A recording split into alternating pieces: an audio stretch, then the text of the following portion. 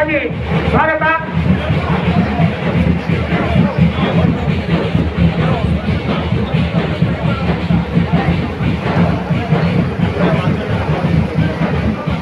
ಭಾರತ್ ಮಾತಾ ಕಿ. ನಿನ್ನೆ ಶುಂಠಿಕೊಪ್ಪದಲ್ಲಿ ಪ್ರಚಾರ ನಿರತ ನಮ್ಮ ಕಾರ್ಯಕರ್ತರ ಮೇಲೆ ಕಾರನ್ನು ಹರಿಸಿ ಒಬ್ಬ ಕಾರ್ಯಕರ್ತ ದುರ್ಮರಣವನ್ನಪ್ಪಿದ್ದಾರೆ. ಇನ್ನಿಬ್ಬರು ಹಾಸ್ಪಿಟಲೈಸ್ ಆಗಿದ್ದಾರೆ.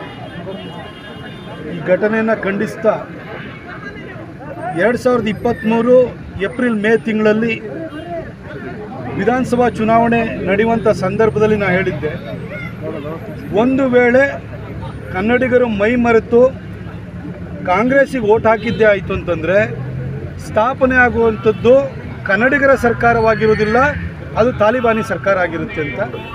ತಾಲಿಬಾನಿ ಸರ್ಕಾರ ಬಂದಾದ ನಂತರ ಈ ರೀತಿ ಸಮಾಜಘಾತಕ ಶಕ್ತಿಗಳಿಗೆ ಪ್ರೋತ್ಸಾಹ, ಆತ್ಮಸ್ಥೈರ್ಯ ಸಿಕ್ಕಿ ಅವಘಡಗಳು ಸಂಭವಿಸ್ತಾ ಇರುತ್ತೆ. ಆ ಥರ ಘಟನೆಗಳು ಇವತ್ತು ರಾಜ್ಯಾದ್ಯಂತ ಎಲ್ಲ ಭಾಗಗಳು ಸಂಭವಿಸ್ತಾ ಇದೆ. ಈ ಲೋಕಸಭಾ ಚುನಾವಣೆಯಲ್ಲಾದ್ರೂ ಕೂಡ ಜನ ಎಚ್ಚೆತ್ತುಕೊಂಡು 28ಕ್ಕೆ 28 ಸೀಟನ್ನು NDAಗೆ ಕೊಡೋ ಮುಖಾಂತರವಾಗಿ ಕಾಂಗ್ರೆಸ್ಸಿಗೆ ತಕ್ಕ ಪಾಠವನ್ನು ಕಲಿಸಬೇಕು, ಹಾಗೂ ಆ ಮೂಲಕ ಒಂದು ಎಚ್ಚರಿಕೆ ಗಂಟೆಯನ್ನು ಅದು ತಲುಪಿಸ್ಬೇಕು ಅಂತ ಹೇಳ್ಬಿಟ್ಟು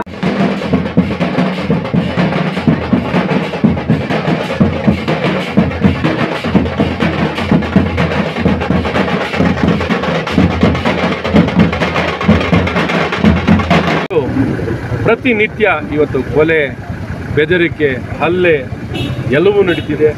ಆತಂಕವಾದಿಗಳು ಸಹ ಇಲ್ಲಿ ನಿರಾಳವಾಗಿ ಮನ ಬಂದಂತೆ ನಡ್ಕೊಳ್ಳೋ ರೀತಿಯಲ್ಲಿ ವ್ಯವಸ್ಥೆ ನಿರ್ಮಾಣ ಆಗಿರುವಂಥದ್ದು ಇದು ಕಾಂಗ್ರೆಸ್ ಸರ್ಕಾರದ ಲೋಪ.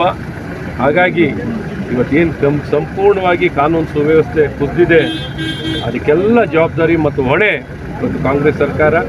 ಹಾಗಾಗಿ ಕಾಂಗ್ರೆಸ್ ಪಕ್ಷ ಅಥವಾ ಸರ್ಕಾರ ಇವತ್ತು ಜನಪರವಾಗಿಲ್ಲ,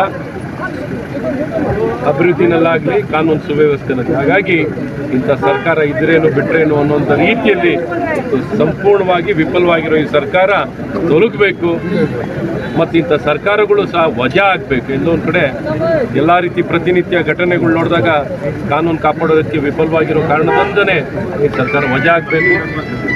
ಬರುವಂಥ ಈ ಲೋಕಸಭಾ ಚುನಾವಣೆಯಲ್ಲೂ ಸಹ ಜನರ ಸುರಕ್ಷತೆಗೆ ಆದ್ಯತೆಯನ್ನು ಕೊಟ್ಟು ಭಾರತೀಯ ಜನತಾ ಪಾರ್ಟಿ ನರೇಂದ್ರ ಮೋದಿಯವರ ಕೈ ಬಲಪಡಿಸಬೇಕು ಅಂತ ಈ ಸಂದರ್ಭದಲ್ಲಿ ತಿಳಿಸೋಕ್ಕೆ ಇಷ್ಟಪಡ್ತೀನಿ.